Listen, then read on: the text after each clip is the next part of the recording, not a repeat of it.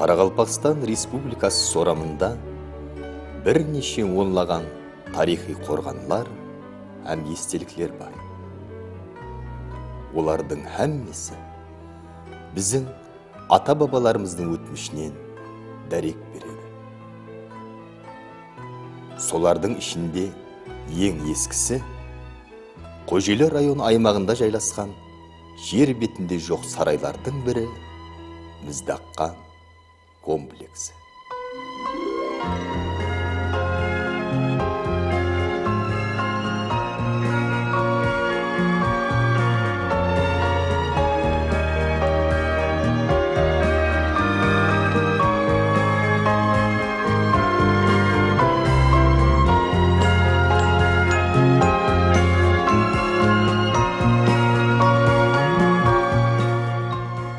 Қарақалпақстан Республикасы тарихи мәдени естеліктерге жүдә бай республика болып есімдеді.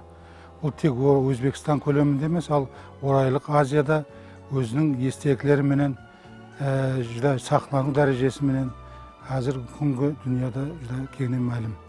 АИМ-ге һәм орта әсірлерге тиесілі бөлігі тарихи деректерді Міздаққан деп аталады. Бұл мавзолей өзінің салыну, сақлану дәрежесі бойынша бүгінгі күні Орайлық Азияда теңі тайы жоқ естелік болып есімдеді. Естеліктің салынған уақыты біздің эрамыздың 12-13 әсірлеріне тура келеді. Тикарғы Орайлық қанасы міне біз тұрған бұл құрылыстың бұның төр жағы, яғни арқа тарапында Назым-хан сұлудың қабірі жайласқан. Ал шығыс тарапында болатын болса, бұнда Әбу-Талиптің қабірі жайласқан. Бұл енді жергілікті халық арасында бүгінгі күнге шейін халқымыз арасында сақланып келген ол Назым-хан сұлу һәм Әбу-Талиб хақында әрқилы варианттағы әпсаналар сақланған.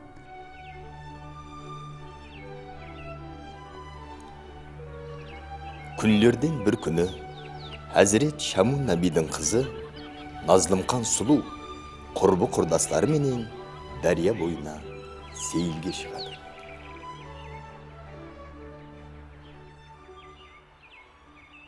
Осы жағыстан атама айтып, дүнияда жоқ үлкен бір сарай салдырмақшыман. Жақсы ойлағансыз. Хақиқи қыз сарайы болады. Сіз сарайға мүнәсіпсіз.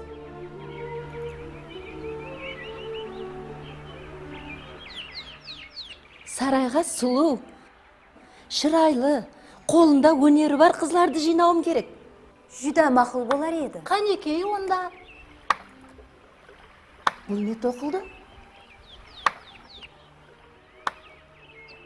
Менің әкемнің жерінде тынышлығымды бұзуға жүре кеткен кім екен өзі? Сақшылар!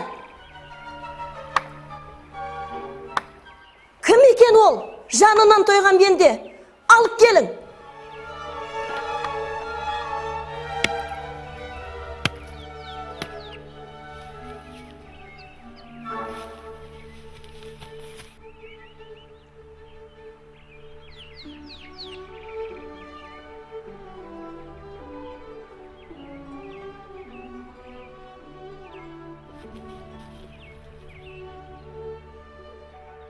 О, дарих! Әкемнің даргайында бұндай қошырей, сын сымбатлы жігітлер бар екенді.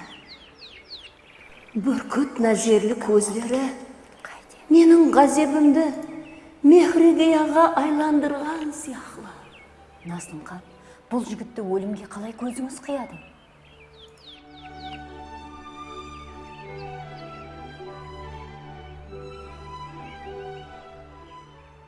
Я тауба, егер қолым жетсе сендей сұлу ділбарға көнер едім, не қысылмет түссе дағы бұл жанға. Кім сен? Бұл жағысқа кіруге кім рұқсат берді? Қаһарлы сөзі де майдай жағымлы.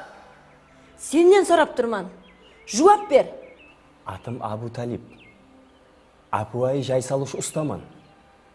Тынышыңызды бұзып, күнәкар болған болсам, апу едіңіз.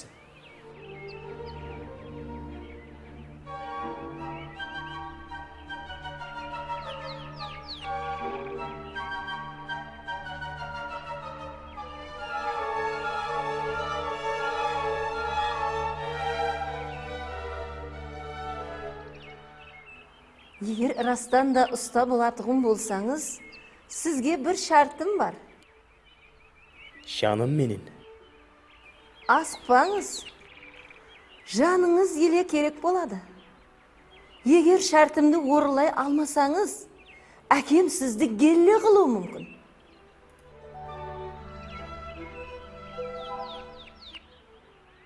Мен қайылман. Белгіленген мүддет ішінде маған арнап, жер бетінде жоқ сарай салып бересіз. Шартыңызды қабыл алдым. Лекін менің де сізге бір шартым бар. Тыңлайман. Сарай біткеннен соң, мен әкеңізден сізді қалыңлыққа сораймын.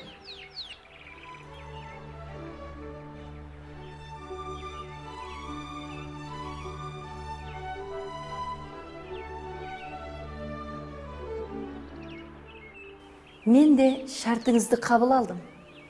Жүрің, әкемнің алдынан өтесіз.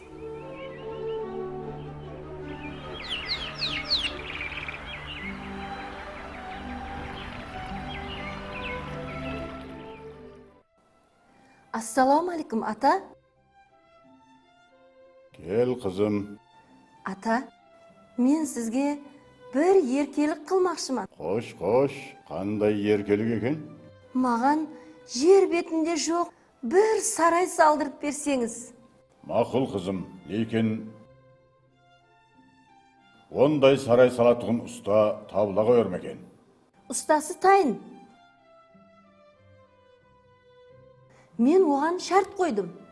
Лекін сарай біткеннен соң, оның да сізге бір шарты бар екен. Онда ұстаңа айт, егіленбей баслай берсін.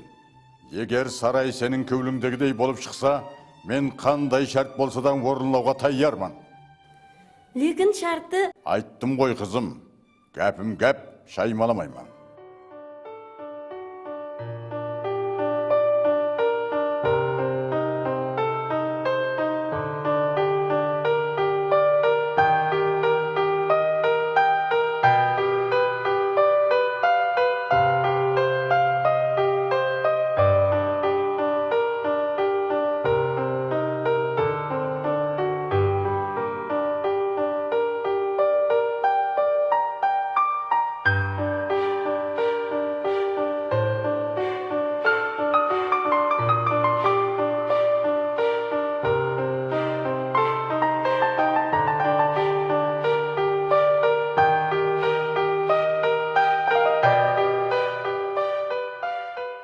Ұста белгіленген мүддетте жер бетінде жоқ сарай салып біткереді.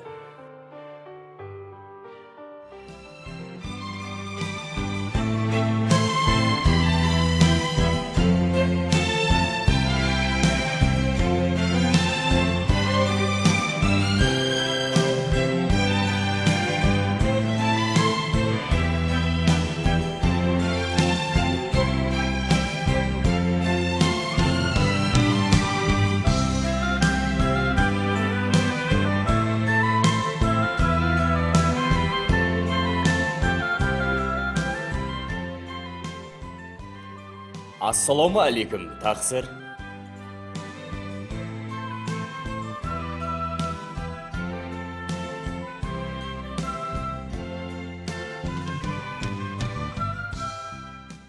Мақұл.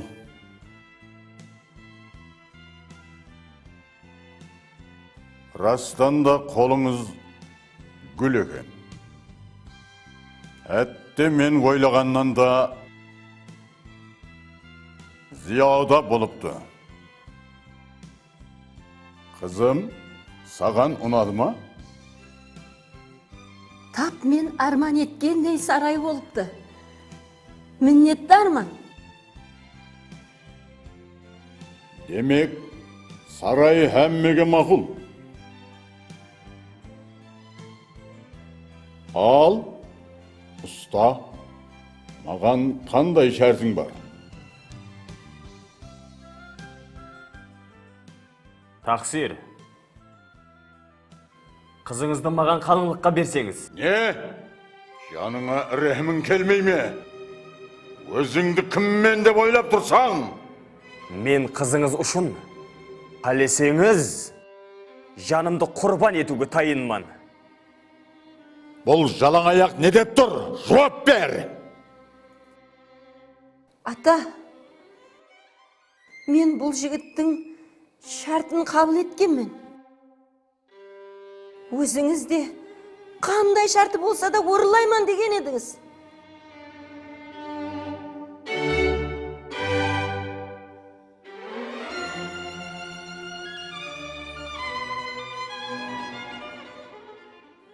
Маған қара. Мен мына әміраттың босағасын қанға бұлғағам келмей тұр. Растан да, қызым үшін жаныңды құрбан еткін келсе, дәлеле! Қызыңыз үшін жанымды құрбан ету ең үлкен бақыт.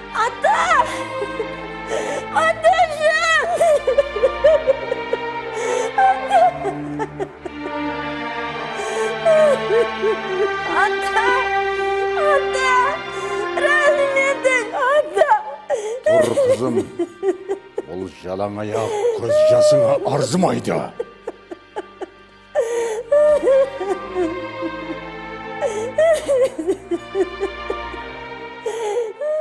Бұл сарай екеуміз үшін бақыт сарайы болады деп арман етіп едім.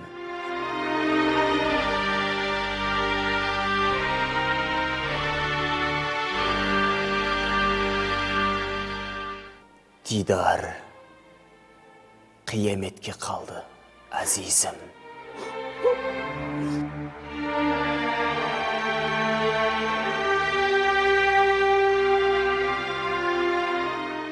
Ырза бол.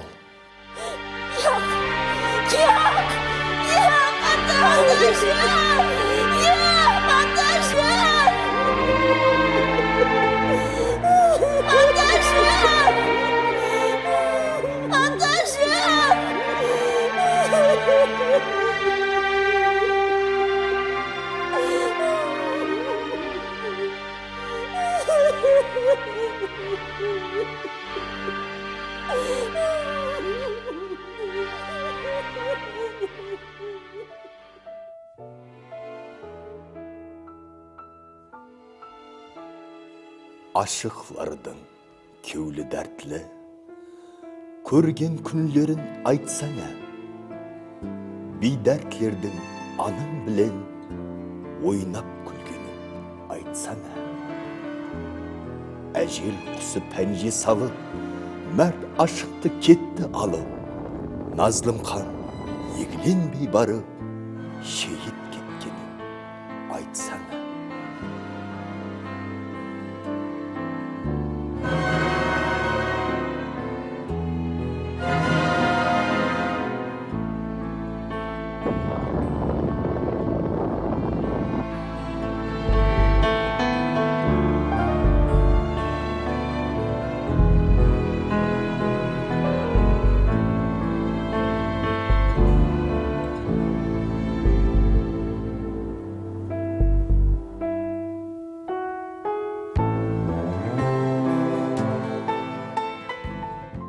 Бүгінгі күні мына сүйерде сақланған іліми дәлел үшін тикарғы бұрынғы оригиналам сақланған.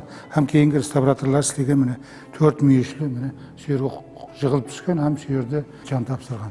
Кейіннен бұлардың міне қыздың һәм жігіттің мавзолейіне айландырылып, міне екеуі де сүйерге жерленген. Біз сөз өтіп отырған Назлым хан сұлу қабірі үстінде салынған сақана текше түрінде болып, ол сыртқы безеулері алтынның пуымен безелген. Шынында да рауиятта айтылғанындай, бұл жерде 17-19 жасындағы қыз баланың жатырғанлығы антропологлар тарапынан анықталды. Әфсанада айтылған Әбу Талиб ұста жігіттің қабірі, жоғарыда айтып кеткенімізде 1979 жылы археолог антрополог ғалымдарымыз тарапынан тексеріліп көрілгенде, қабірдің ішінде 25-29 жастар шамасындағы жігіттің жерленгенлігі анықталды. Ал біз кірген жерде бірінші қана Ondan кейін екінші қана міне көріп тұрмыз. Екінші қана, үшінші қана міне біздің арқамызда тұрды.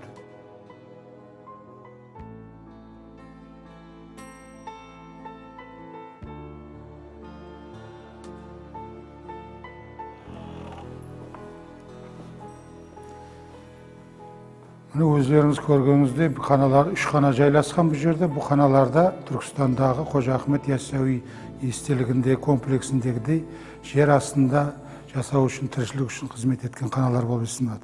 Тикарынан бұл сол дәуірлердегі жер бетіндегі орын алып атқан адаратсыздықтар, бір-біреуді алдаушылық, тағы басқаларды көзім көрмесін, құлағым естіпесін деген ниетте пайғамбар жасы 63 жас болатын болса, сол 63 жастан кейінгі өмірін үлкен ұламалар міне ұсқаналарда өткерген, кітап ашқан, елдің, халықтың абаданшылығы, тоқшылығын тілеп, сол ерде өмірінің ақырына шейін қызмет еткен.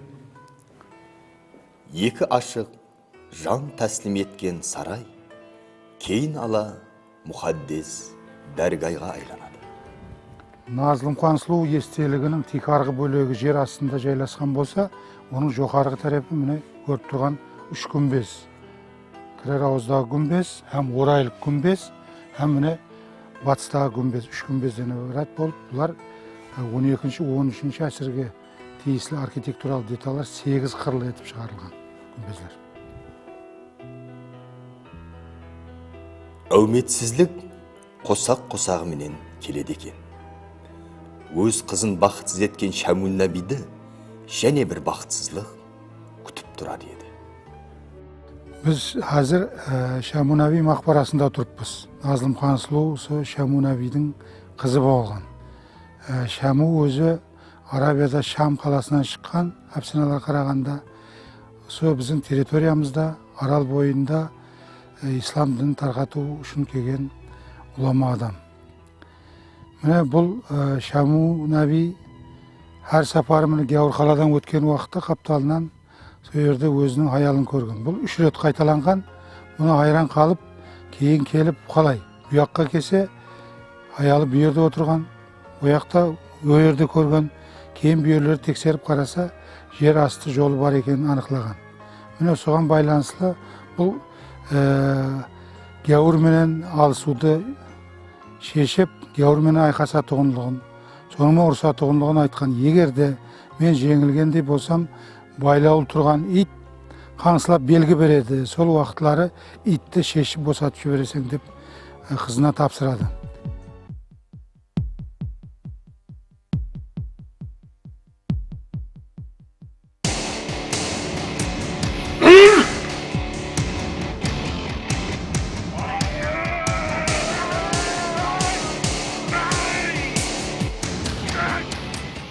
Шамун Наби өз еркеклік намысын қорғап, Гаур патшасы менен шайқасқа түседі.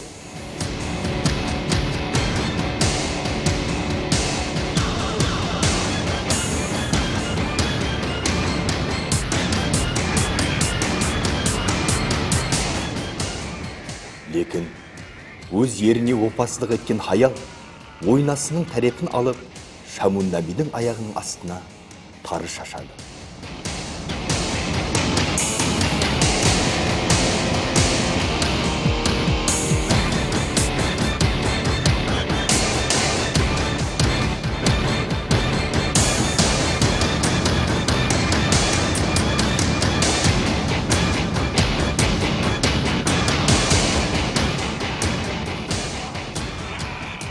Шамун Наби тарыға тайып жығылып, дұшпан алдында дизе бүгуге мәжбүр болады. Осы уақытлары оған өз иті жәрдемге келеді. Ит опа, қатын жапа деген нақыл міне ұсыннан қалған екен. Ит барып, Гауырдың шалғайынан тіслеп, екеулеп бұлар Гауырды жығады, һәм жеңеді. Осыннан кейін аялын ешекке теріс мінгізіп, Тасборан деген болған ол уақытлары міне сол теріс мінгізіп тасборан қалған. Назлымхан сұлу төбешіге жайласқан төбеліктің құбыла шетінде сол орынды көрсетеді.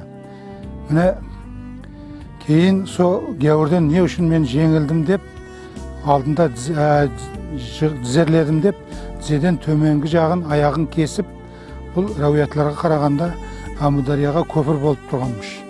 Ал өзі сүйерге жерленген. Шамунабидің 7 қызы болған. Сол 7 қызы күмбез тіклеген. 7 күмбездің болу себебі сонынан кеп шыққан дейді.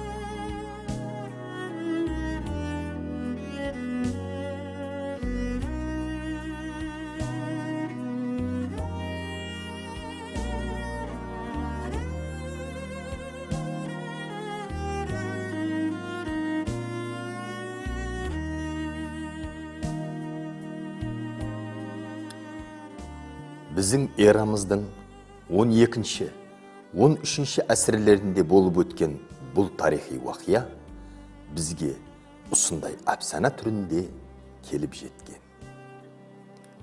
Әпсаналардың бұннан басқа да сыңарлары болу мүмкін. Лекін, опадарлық тымсалы болған, жер бетінде жоқ бұл сарай, хақиқи дәлел сыпатында елі сынын бұзбастан сақлаулы тұр.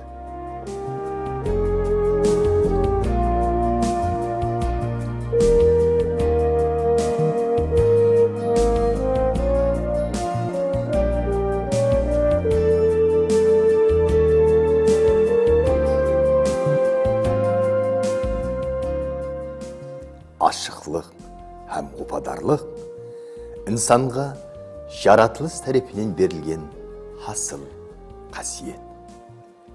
Лекін оның ізі бақытсызлықпенен емес, бұннан былай бақытлы дәуран болып жайнай берсін.